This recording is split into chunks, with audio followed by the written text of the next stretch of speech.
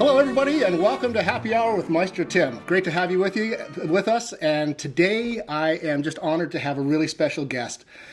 He's a young cellist who completed our season a year and a half ago or so, and then about 2 weeks later, he went on and won the Tchaikovsky Competition, only the most prestigious competition in the entire world. It is my honor to welcome the great Zlatomir Fung. Zlati, how are you?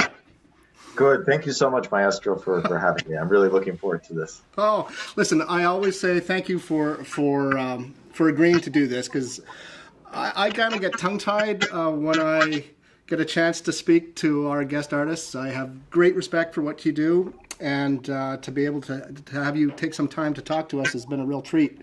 So, we were just talking offline that it's been about a year, maybe year and a half since you played here.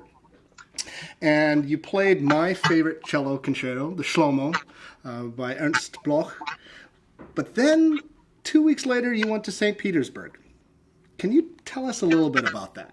Because I knew that was obviously you've been planning and preparing that for a long time. So tell us about the whole experience during the Tchaikovsky competition.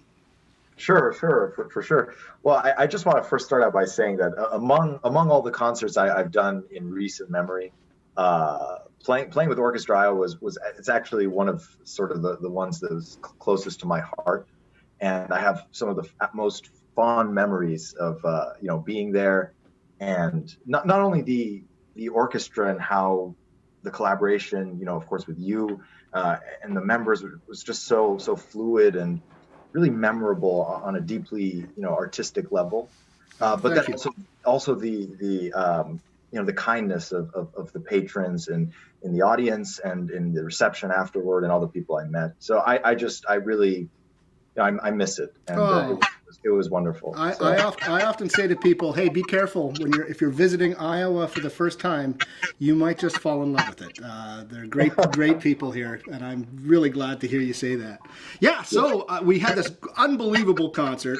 First of all, I'm even surprised you took the gig, because that was so close up to the competition. Was there ever any doubt that maybe you should or shouldn't take the gig, being so close to a competition? Yeah, it was a tough call. I remember that, but playing the Shlomo it's pretty rare, actually, to get the opportunity to play that piece, because it requires such a big orchestra, right? And just a lot of forces involved, and also it's not the most well-known piece, so presenters, orchestras are not typical. It's not the first thing that they'd suggest. They usually Dvorak or Elgar or something. But on the other hand, I had been preparing for the competition starting in early May. The competition was from mid-June to late June. And I had already kind of dug myself into a hole, because a week after the concert in Iowa, I had another concert in New York where I was playing Messiaen's Quartet for the End of Time. So that was a piece I'd never done before. So I was just juggling all this repertoire anyway, and I thought, well, the competition will be what it will be. But, to be able to play Shlomo, to be able to play the Messiaen, these are experiences that I really want, artistically. So, of course, it was a bit tricky to juggle the logistics of practicing so many things at once, in that late May period. But I have no regrets, for sure. So what's the difference then between performing live or performing in concert and playing a competition? Because there is a performance-like component to it. Describe what it was all about. Right. Well, some competitions are more performance-like than others, and I'd say that the Tchaikovsky definitely falls more toward the performance side of things. And one of the reasons why that was the case is because the public, in the case of the cello division in St. Petersburg, the public in St. Petersburg is very passionate about the competition, so they'd come and attend the rounds and eagerly await the announcements of who would advance and so forth. But then, of course, also there was the international live stream on Medici TV, so all my friends and family could tune in from the U.S. And other places in the world. So in a way, it felt like also playing for family and friends. So it was. I'd say I treated it more like a performance. It was my I just felt so honored to be there, and there was a sense of the atmosphere that was very moving. The fact that people from all around the world who care so much about this discipline, of playing the cello, playing music, were convening in this historic city to make music. And it was something I just remember. One day I was walking down the street. This must have been just the day before my first round, and I was like, wow, what an opportunity of a lifetime to be a part of this. So you mentioned first round, second round, third round. What are these rounds you're talking about? Sure. So the competition was divided into sort of 3 rounds, and after each round, a certain number of the participants would pass to the next round, and a certain number wouldn't. The first and second rounds were both recital rounds, so they were solo cello and cello with piano, and there were some required pieces, but a lot of it was free choice. And then the final round was the performance of 2 concertos with an orchestra. So I played the Rococo Variations by Tchaikovsky, which is the compulsory work, and the Shostakovich Second Cello Concerto. Oh, the Second Cello Concerto. Wow, yes. You don't get to hear that piece very often. That's a fabulous piece. So is there a strategy that you think of when you're choosing repertoire for a competition like this? I mean, is there a strategy? I mean, I was thinking, does it have to be all whiz-bang stuff, or are you trying to show the nuance that you're able to play and perform? Well, my philosophy has always been that when you go to a competition, you should try to present your most authentic self. And for me, that's always meant playing the music that I really love. And I think it really comes through, if you're playing a piece that you're not all that crazy about, you're probably not going to be able to convey that much, to the listener. But on the other hand, if you play a piece like that, for example, I had discovered just a few months before the competition this cello piano arrangement of Scriabin's poem, made by Gregor Piatigorsky. And I just loved the arrangement so much. So I put it on my first round. And being there in the first round playing that piece, I didn't feel nervous at all, because the way I was approaching it was like, I love this piece. Not that many people know about this arrangement. So I just, want to share this arrangement and this wonderful music with all of you who are listening. So I think that question of authenticity and selecting the repertoire that best sort of represents your artistic vision and vision as a performer, that's sort of been my strategy. So I'm going to put you on the spot. No false modesty. So you're going through this competition. Was there ever a time when you thought, yeah, I got it in the bag? I got it. I would say after my very last performance in the final round, I wouldn't say that I felt I had it in the bag, but I felt that given everything, I had done the best I could, and that's a nice feeling, because at that point, then there's no way you can be upset with the result, because the result's not in your hands, and everything that was in your hands, you did your best with. That was my feeling. But throughout the competition, no rest for the weary. Right. And it's funny that a lot of basically my what I told myself was, if you're here and you're still not a tourist, then that means you're doing well. So.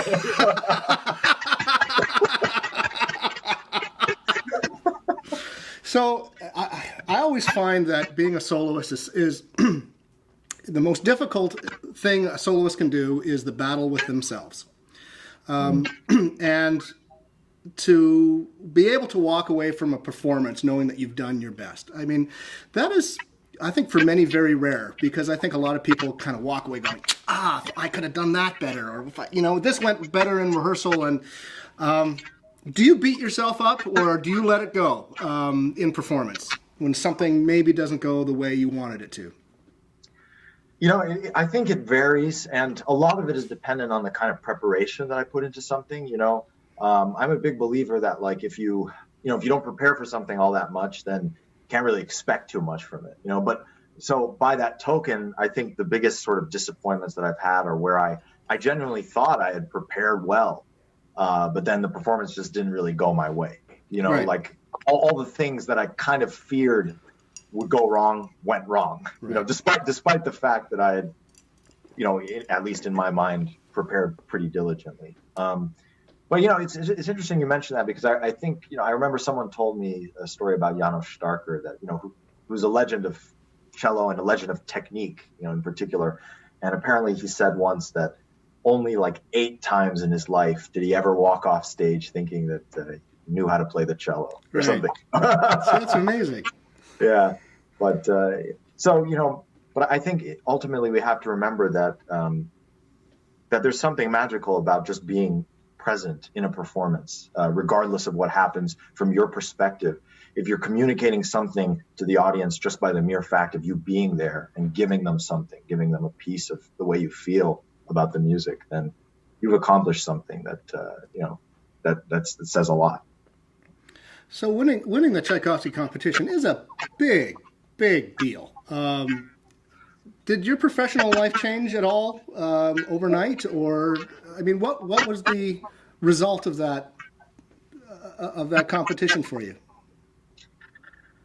Yeah, it's an interesting question. I mean, for sure, I'm super grateful that it opened so many doors, and it got new presenters sort of inviting me, and also I was with young concert artists, which as you know, and some of the viewers may know, is a wonderful organization that promotes young musicians and gives them early career management.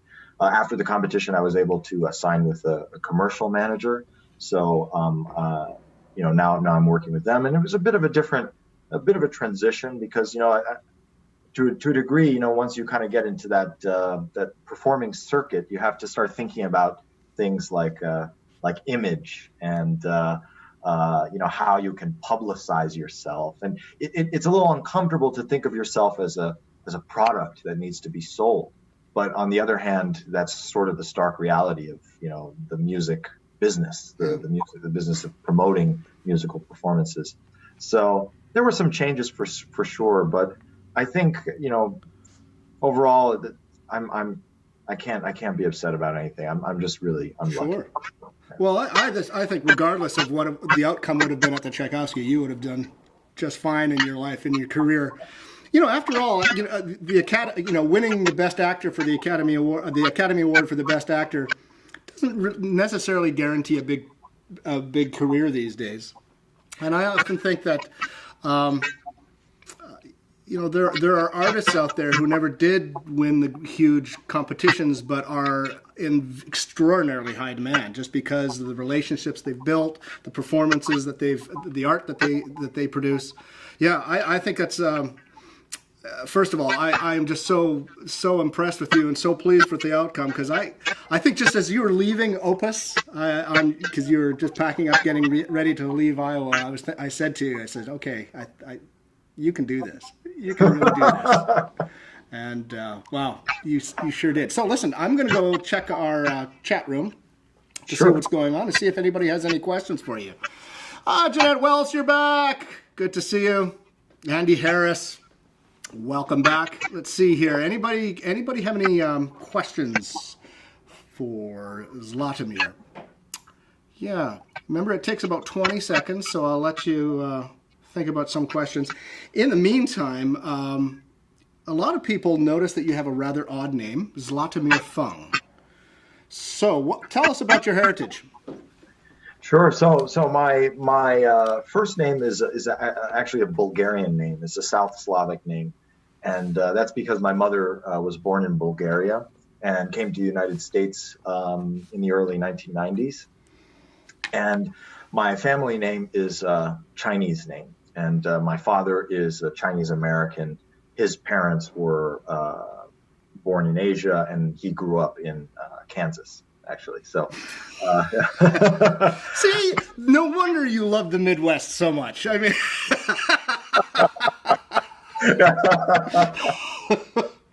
yeah. So, yeah. So I was just offline. I was kind of teasing you. So you're still technically you're still studying at Juilliard, aren't you?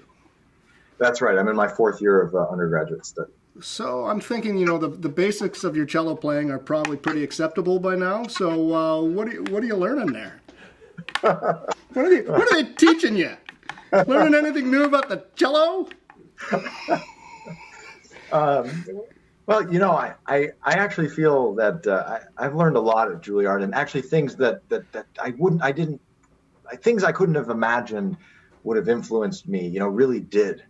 And I'm just taking like history courses about Baroque rhetoric, influences the way that I look at playing Bach. Of course, And, yes. The way that just the way that the studying counterpoint and theory has sort of reframed my structural understanding of the music I play. I think I've learned a lot at Juilliard, and I'd say the biggest things I've learned, the most influential things that I've learned have been sort of those things that I wouldn't have expected, the things that I didn't know I was signing up for. As far as the cello goes, I have two wonderful teachers there, Richard Aaron and Timothy Eddy, and I've been splitting my time with them since I started 3 years ago. And, my relationship with them has, evolved. And, now, especially with Richard Aaron, because he's been my teacher for 8 years.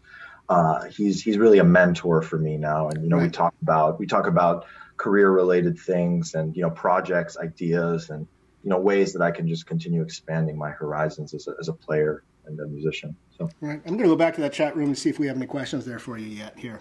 sure. We learned. Oh, yeah. So Joyce Finch, who's our chair of the board, she says she'll never forget your answer during Insights, our pre-concert sort of discussion. And something important that you learned from a master musician / professor, quote, throw away your white socks. Yeah. Brilliant. So Caitlin Hartman said, with such tremendous pressure to perform at such a high level and still being so young, how does Zlatomir handle performance anxiety? Or perhaps it doesn't bother you? Yeah, let's talk about nerves. Yeah, for me, it's been an evolution, I think. I used to get really nervous, and actually, sort of, I remember the most nervous I ever was, I think, in my life. I was 7 years old, and I was playing a Vivaldi double concerto for violin and cello and chamber orchestra continuo. And we start, literally 15 seconds in, I blank out. I have a complete memory slip, and I just stopped. And because of that, my violinist was a little flustered, and she stopped too. So for the next 30 seconds, the only sound was this lone cellist in the continuo section playing.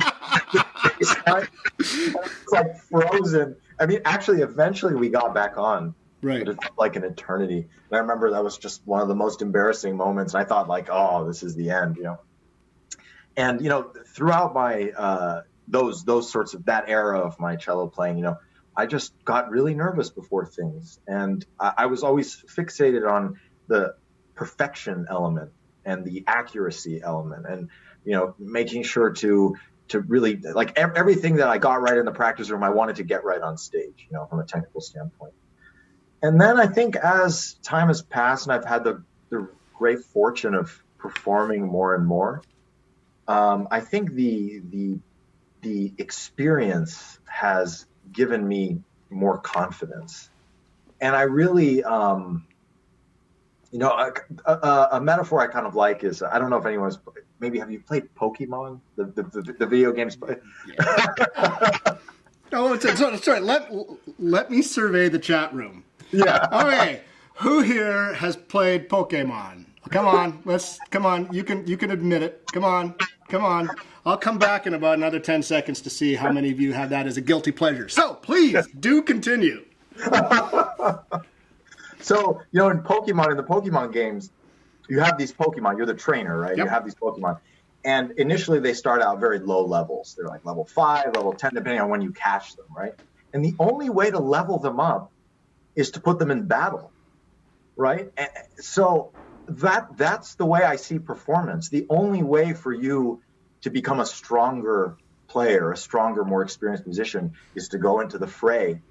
And sometimes you embarrass yourself. Sometimes it doesn't go as planned. But every time, it's like putting a penny in the piggy bank. Every time you get in front of an audience and risk embarrassing yourself. Just like, Pokemon, every time you engage in a battle and you risk, getting knocked out. For me, it's like Pokemon, Okay, let's see if anybody...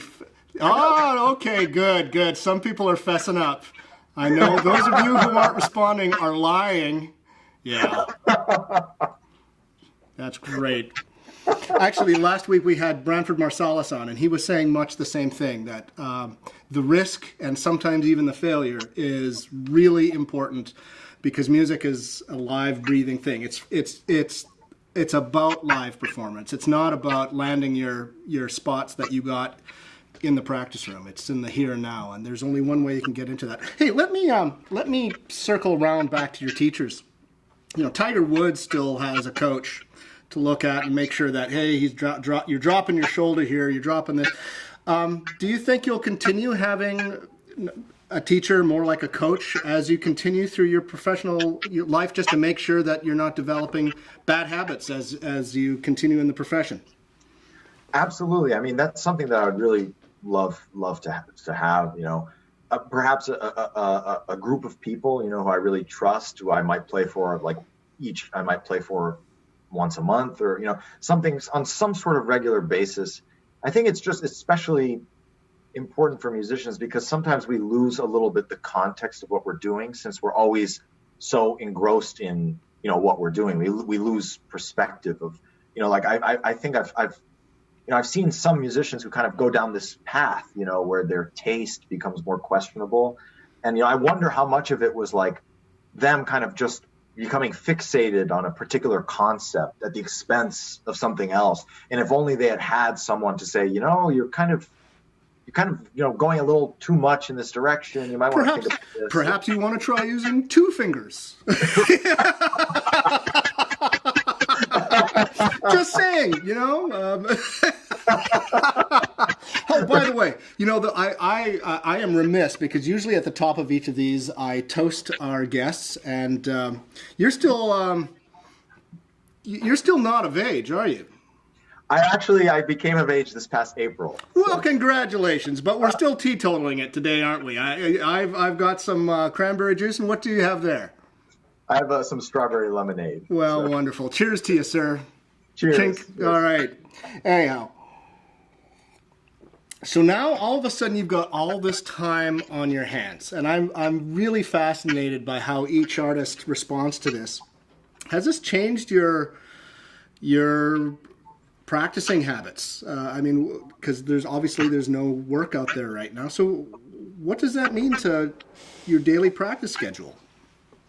Yeah, absolutely. I mean, it's been a big adjustment, and especially because I consider myself to be a very goal-oriented person. It's part of the reason why I love doing competitions, because it gave me very concrete dates. You know, I'm preparing this for this amount of time to this competition performance, and you know, without that, it's been a challenge for sure to get pieces that I'm working on to a really high level, you know, just because there's not as much, deep down I know that there's not as much reason. You know, if I'm learning a new piece, you know, maybe I'll only learn it to this particular level where I feel that, you know, if I ever revisited it in 6 months, I would feel like it wasn't completely foreign. But I'm not really digging into the weeds and really polishing these pieces. But on the other hand, what all this time has done is allowed me to think a little bit more about the macro issues in my playing. And sometimes when you're performing so much, you struggle to think about those things, you know, because since you're constantly under the pressure of, you know, of a performance. Like, for example, one of the things that I've been working on for years, well, there are 2 things that I've kind of been working on for years. One is being grounded in my feet and truly feeling like a connection to the earth as I play. Yeah. And also the sense of centeredness, you know, and it's so hard to do that when, you know, you're performing every week and you have your habits, you know, you get a little tense, your legs get tense, you're no longer centered, and you manage, you know, of course, because that's the way you've been managing. But you know that there's something deeper that you could be accessing. But because you have, you know, these commitments and you're playing pieces often that you couldn't prepare enough for, you revert back to your old habits. So it's been nice to think a little bit more about those macro issues. So this is not on the same level, but I was actually practicing earlier today. And I was like going through this technical passage that was just not going well. And it's just amazing what happens when you just relax. And I think the layperson does not understand how tension is the enemy. and how difficult it is just to like reset your mind and saying, okay, just talk about that, about how conscious you are of your own body and tension when you're in your playing. Right. Yeah, absolutely. Did you have anybody, because going back to Janos Starker, I mean, he was one of these guys who would say, well, I know what the problem is, your left toe is too tense, you know? I mean, did you have a sensei like that who would help you through issues like that? Well, I mean, Richard Aaron has been my, as I mentioned, he's been my teacher for 8 years now. And I started lessons with him when I was 13 or 14, maybe just 14. I guess it's been 7 years.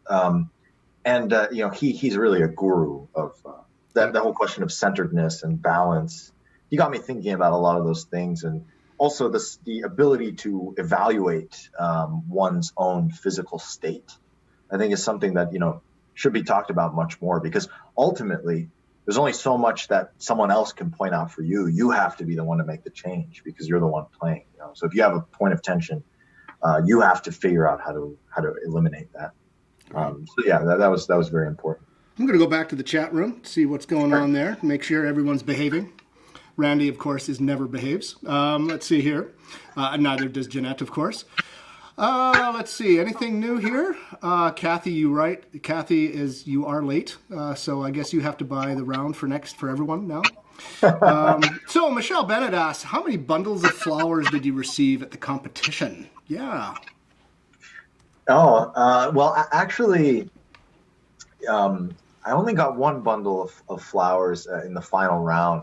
And during the competition, my younger brother, my mother, and my grandmother were there with me. And it was actually the flowers were a last-minute decision because my grandmother saw on the live stream that another one of the contestants in the cello division had gotten like huge bouquets of flowers after they finished their final round. And she was like, why can't Zlatomir get flowers? So they went to a flower shop and bought flowers. and my brother delivered them to me after my final performance. So it was very sweet of them. That's funny. Nobody loved you. That's right. So now that you've got time, offline we were talking about repertoire. So in many ways, I mean, there are standards out there that you're going to be playing for the rest of your life, like it or not. And so are you using this time to explore the kind of repertoire, the rarities that you might get to chance to play that maybe aren't programmed too often? You already said that Shlomo, it's not programmed very often just because big orchestra, and it's not as famous, I guess, even though it's my favorite. But tell me about repertoire you're working on or aspiring towards. Yeah, absolutely. So this has been a great opportunity. I mean, I was trying during quarantine to fill some of the gaps in my standard repertoire. So like, for example, one of the concerti that I never really worked on was the Prokofiev Sinfonia Concertante. Oh wow, okay, yeah. And, that's a major piece. I mean, it's still not performed as often as right. the Dvorak, but I would say it's possibly even more mainstream than Shlomo. Maybe they're about equal, something like that.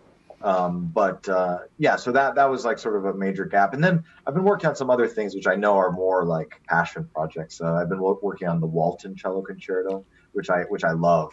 You're talking to an Anglophile here. That's music to my ears. Come on, keep it coming. And recently, I just 2 weeks ago, I started a project on my Instagram and Facebook. Where I'm learning the 1940 Hindemith Cello Concerto, one phrase a day for 30 days. And the idea is sort of that I before I started learning the piece at all, I listened to it a couple of times and I sort of just divided it into 30 somewhat arbitrary sections, but places that were sort of musically logical. And then every day I'd only focus on that day's phrase. And I would not revisit it the next day. So every day I'm only looking at a completely new passage of music that I've never seen before and having to grapple with it. And then my goal was to spend 45 minutes maximum per day, and then post the result on my social media every day. And the idea was that I just want to, at the end of the 30 days, see how I feel, whether it worked or not. So far, I feel like it's worked Cool. pretty well, actually. And yeah, it's interesting. Even though I haven't been revisiting things, certain elements of the piece they compound. Like technical ideas build upon uh, uh, certain passages are built upon technical ideas from previous passages. So by learning a new passage that has the technical ideas of the previous one, you're in effect also practicing the previous passage. So because they share so many similarities, maybe in the rhythm or the fingering. So it's been a very interesting experiment. We'll see how it goes at the end. So, do you have another artist in mind when you are a future collaborator in mind when you choose your repertoire? Because as a recovering pianist, I know that anything that Hindemith writes is hard. I mean, really hard. So, yeah, you can learn all your phrases as much as you want, but have you already thought of the pianist that you want to collaborate with? Oh man, I haven't given much thought to that. I mean, I know this piece is not very often performed, but maybe one day a valiant ensemble will take up the flame with me. And good for you. I'm going to go back to the chat room here. What's going on here? Making sure everyone's behaving. Only kinda. Thank you, Caitlin. Yep. So looks like I don't see any new any questions that are coming up. I guess we are being extraordinarily thorough between the two of us. So repertoire can mean a whole lot of things. It can mean standard rep, it can mean chamber rep, it can be solo cello, it can be concerto. What about either crossover or working with composers? I mean, what's on your plate, or what are you thinking about in terms of your development as an artist? Well, one of my interests is sort of commissioning new works, and one of the works that I commissioned through Young Concert Artists actually was written by a friend of mine, Katie Balch, and she's a brilliant composer. She was asking me to do things that I'd never done before, like extended techniques. Mm-hmm. And right now, I'm actually working with a colleague of mine at Juilliard who is a Mexican composer. And he is writing a piece that involves a lot of chopping. It's like a up and down motion on the strings with the bow, and that's like a whole world of sound production on the cello that I've never explored. Can you do that again? Except put your hand in the frame so we can see. Oh yeah, sure. So like normally when we play the cello, we go left, right. Chopping is like up, down. Oh wow, so okay. You create like a scraping sound on the string with your bow. And surprisingly, there are a lot of nuances within that, and you can do a lot of cool rhythmic things that you wouldn't otherwise be able to do. So that's very interesting. But yeah, I mean, I'm really open to all sorts of things. I recently played this piece by a living Bulgarian composer named Dobrinka Tabakova, which asked the cellist to imitate a gadulka, which is a traditional Bulgarian folk instrument. So there were like elements of it that were like a little different than what I'd been used to, types of sound production, different sound worlds and ways of imagining things. They're interesting. Cool. I'm going to have one last visit to our chat room before we... see, Jeanette Welsh, who is one of our bassists in the orchestra, she said, yeah, the Hindemith bass sonata is hard. There's a bass instructor, brilliant bassist named Volkan Orhan, and I did the Hindemith with him, and he was always saying that when he's teaching, his students are really eager to do that piece, and the first thing he always says is, before you decide that you want to learn that piece, make sure you have a pianist in mind first. So listen, we're coming up to the half hour or even beyond that, so I want to thank you so much for sticking with me and saying hello. Do you think has everything been canceled now for you, or everything postponed? I mean, what does the next 6 months look like for you right now? I mean, basically everything until the end of 2020 has been canceled or postponed. There's still some things in January, February, but I imagine that the way things are looking, I kind of doubt that those will transpire. So I'm basically preparing myself for the rest of the season having no concerts. And, that might be too pessimistic, but on the other hand, it might be somewhere in between, but in any case, yeah, I mean, we're looking ahead to future seasons and waiting for the vaccine and everything. Yep. On the other side of that equation, we've been doing these slow rolling reschedulings. As the future looks a little bit comes into focus a little bit more. Yeah. So it doesn't surprise me that a lot of things are being rescheduled or canceled, and that's probably going to happen. But until there's a vaccine, and probably 2021 is going to be a normal year again, God willing. So I hope you come back to the Midwest, and I hope you come back and play for us again, sir.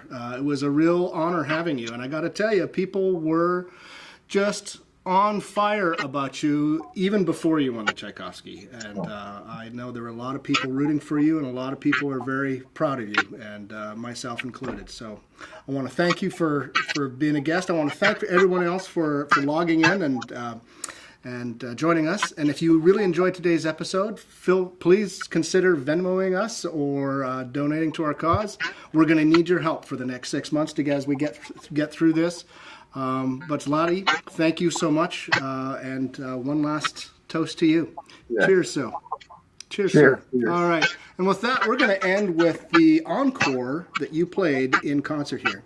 Ed, you can take us out.